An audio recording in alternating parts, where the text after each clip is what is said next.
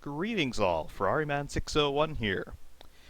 Yesterday, amid the biggest amount of hype I have ever seen in my life over a racing sim, all over Facebook, all over YouTube, live streams, there were countdowns, all kinds of ridiculous things, iRacing released this thing.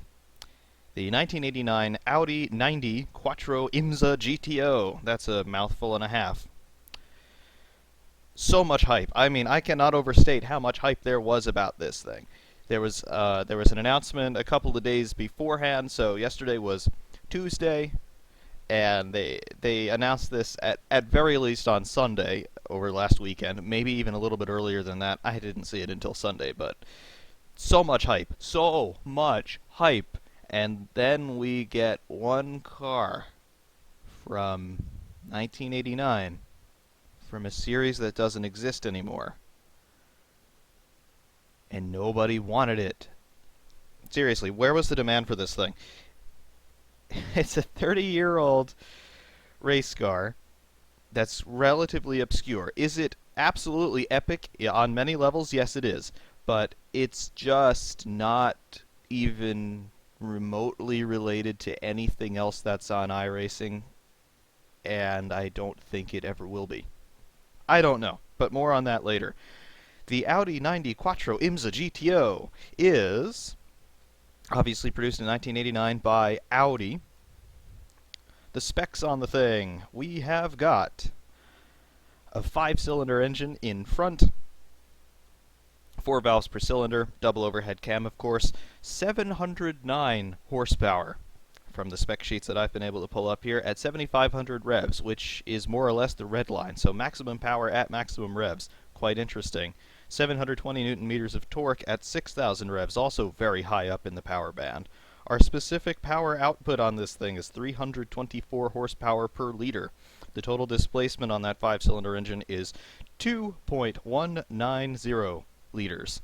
So that's a pretty high specific power output. The car itself weighed just over 1,200 kilos, and it's not very big at all. We've got a 2,537 millimeter wheelbase, so it's a small and light touring car. I wouldn't quite call it a GT, but I guess you could call it a GT. We are talking 1989 here, so things were a little bit boxy back then. The only question I have, and I stated it before, why does this thing exist? I honestly don't know, but what's it like to drive? As of this moment, there is no opportunity in iRacing actually to race this thing. You've got to drive it in practice, because I guess when they decided to release this, they didn't think, oh, our subscribers probably want to put it on a track against each other and see how it works out. No, you can't do that right now, at least as of 10:30 a.m. here on the East Coast on September 14th, 2016. So, I don't know what's going on here yet. In any event, you get the engine fired up, and you realize that you're dealing with an interesting sound package, first of all, and you also realize you're dealing with a lot of inertia on this motor. More on that later, but a little blip on the throttle here for you.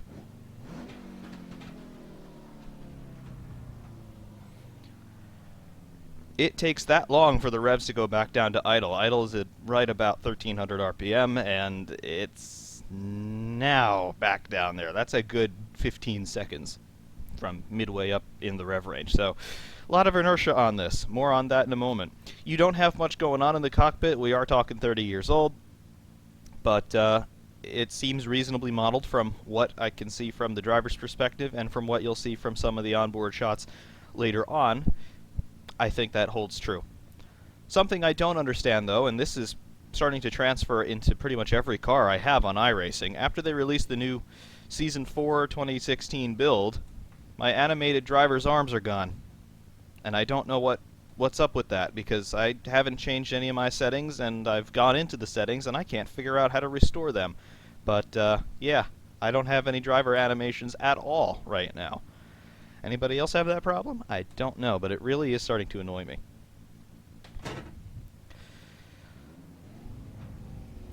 Let's pull out of the pit lane here. We're at Interlagos, by the way, in case you haven't figured that out.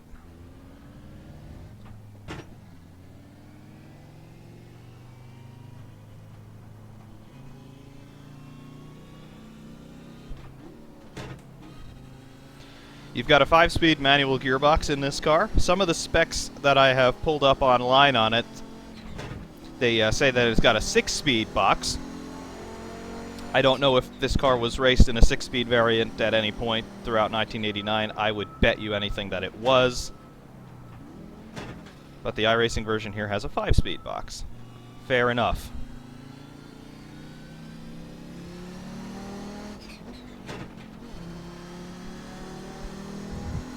You can see how awkward those gear changes become because of the amount of inertia that you've got on this engine. I don't know if that's correct or not, but it almost feels like when you come off of the throttle that the butterflies are still open a good 50% because it takes that long to slow itself down.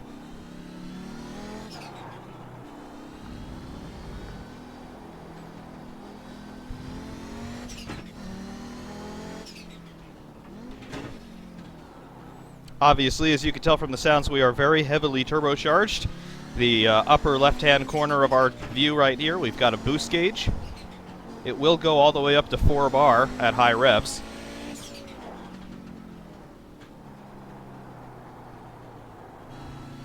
And of course, we are 4-wheel drive.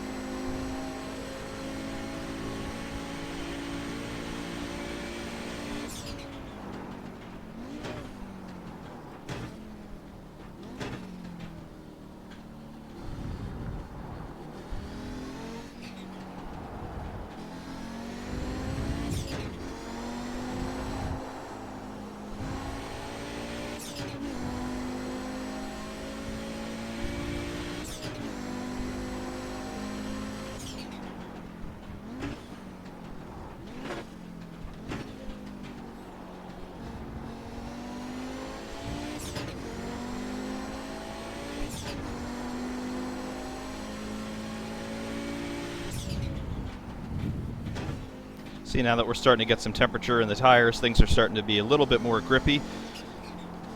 The racetrack today is very, very dusty and green, so we are mindful of that. Of course, we do have 4-wheel drive, so grip is in abundance, but so is understeer when you're trying to get the power back on through the corners.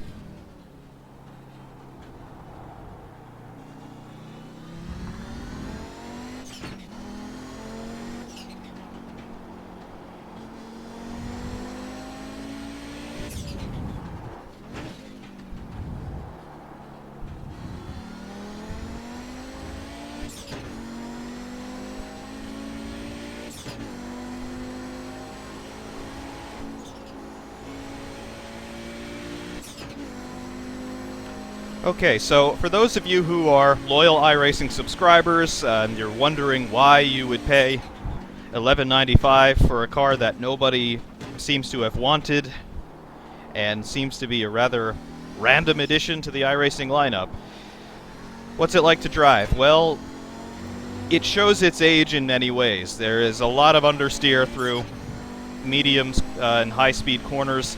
Yes, it does have aero packages galore on it, but they're 30-year-old aero packages. We've gotten a lot smarter about how air flows around a car. So it doesn't have the kinds of performance that you would certainly expect from a modern touring car. In terms of raw power, it's got a lot more of it than you get from a modern touring car, but a couple things that hurt it. The aerodynamics, as I mentioned, the tires, and the 4-wheel drive, because it's just clumsy. It's very, very clumsy to drive on a racetrack. Now, granted, I haven't done much setup work on it. I'm sure that I could dial it out with the transfer case and the diffs front and rear to be able to dial out all of this understeer and whatever, but I haven't done that yet. Out of the box, it's going to be understeer city through most of your medium speed corners, so be prepared for that. We've also got to talk about the gearbox. We've got a 5-speed box. Obviously, it's nothing new that racing transmissions are usually unsynchronized. It's they just make the gearboxes more robust, and also it's easier to shift without using the clutch. But the way iRacing has done this gearbox is just frustrating as all hell, because you've got to be very precise with all of your shifts, you've got to rev match, and you have to clutch, because if you don't use the clutch, it's just going to grind on you. So it's not a true racing transmission in the sense that you can't just use your throttle carefully and bang through the gears. You've got to clutch and use your throttle carefully and all of that stuff. I'm positive that this car was not like that to drive in real life. Times on the upshift are much longer than you initially expect. You will miss gears doing the simplest things.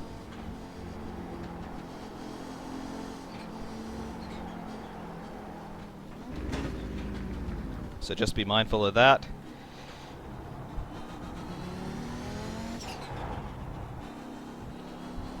And also the braking. It's bad. It's very bad. We're talking 1989 here on what is effectively a spiffed-out road car. So I think we're running steel brakes, disc brakes all around. And they lock.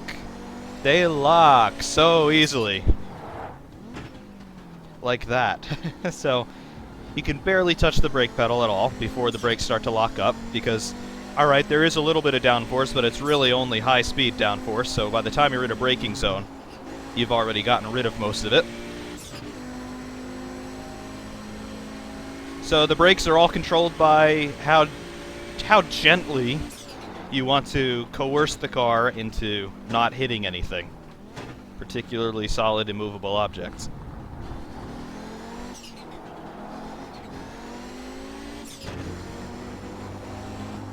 As to what this is like to race, I have no idea, because as I stated earlier, we cannot race it anywhere. There are no series at the moment that are accepting entries from this car, so basically when you spend your $11.95, you have a track car and that's it. I'm sure if some of you want to host your own private events, you can, but there's nothing sanctioned by iRacing at the moment. Which, again, I just find a little bizarre, because they hyped this thing so much! Did I mention they hyped it so much? I mean, they had interviews with some of the drivers who raced this thing back in the day. They had footage of it running on track somewhat recently, it looked like. Talked about the design process, how they entered into IMSA, how they had the innovative Quattro four-wheel drive system so that they could extract all the performance out of this 5-cylinder to compete with the big V8s, 8 liters and up, that were dominant in that sports car series. But where did this come from? I do not know where this came from. If anything, people were hoping, at least from what I was able to divine from the comments I was seeing on Facebook, people were hoping to see LMP1, they were hoping to see maybe kart, maybe an official Formula 1 license. There were a whole bunch of ideas that were thrown around out there. Some of them more fantastical than others, but nobody expected this thing, because I don't think anybody wanted this thing.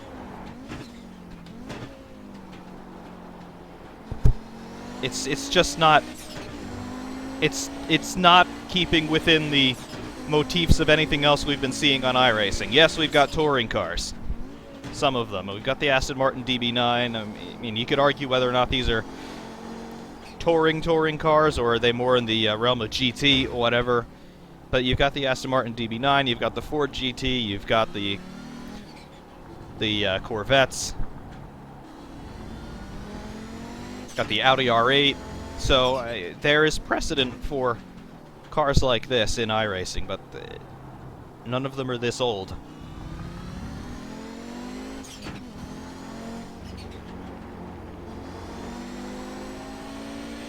It just doesn't work.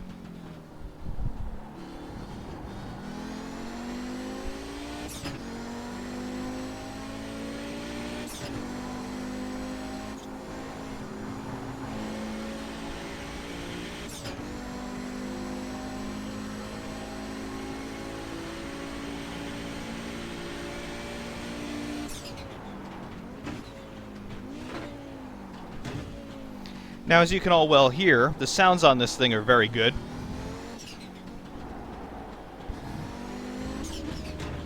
And from what you can see of the texturing and modeling, everything also looks very nice. But, you know, I'm not trying to disparage the very evident work and thought process that iRacing put into every one of their cars and tracks in their lineup, but again, I'm just wondering why they did it. I don't remember ever being asked what kind of content I want to see in the next build, because if somebody had asked me that, I would have said either a Formula 1 license, which would never happen, but we can dream, or LMP1, which is woefully lacking right now in iRacing, and nobody asked me that question, so I never gave them that answer. I certainly wouldn't have said an obscure Audi car from 1989.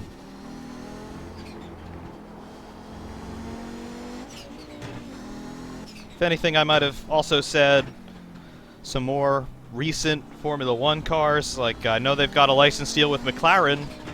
Why not give us the MP420, MP423, things like that? Just because.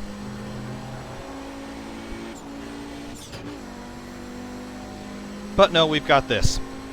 We've got this orphan car, I'm going to call it, because there's, like I said, there's nothing related to it in the iRacing lineup, and there's nowhere to race it because it's just such an outlier in the lineup. I mean, it's got just as much in common with the street stock car as it does with the Indy car. It's just, it's pulling itself in many, many directions here in terms of where it fits in the lineup, and the overall experience ends up being incoherent because you've got as much power as an Indy car,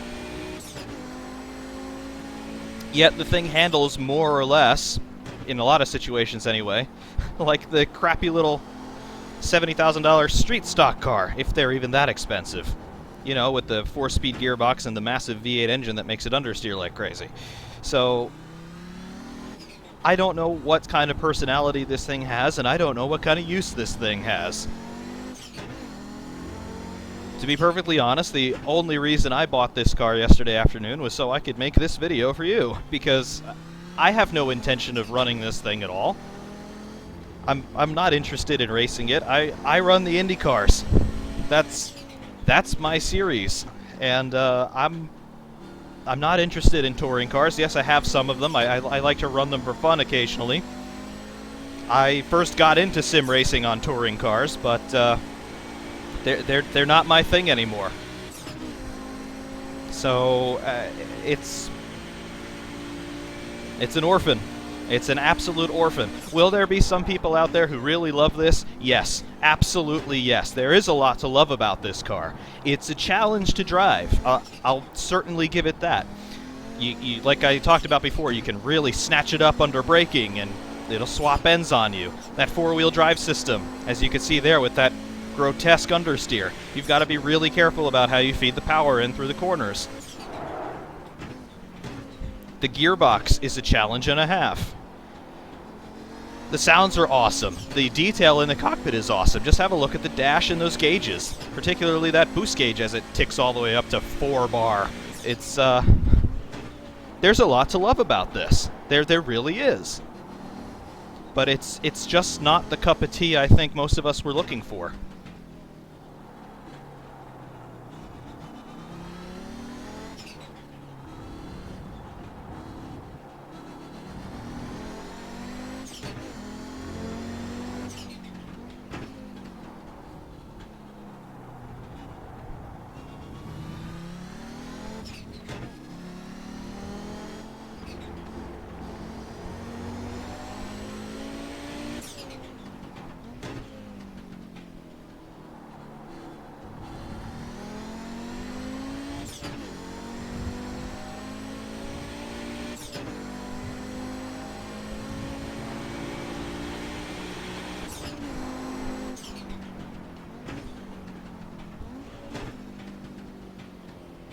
Coming back now into the pits. It actually has a pit lane speed limiter that I've just punched up. And there it is.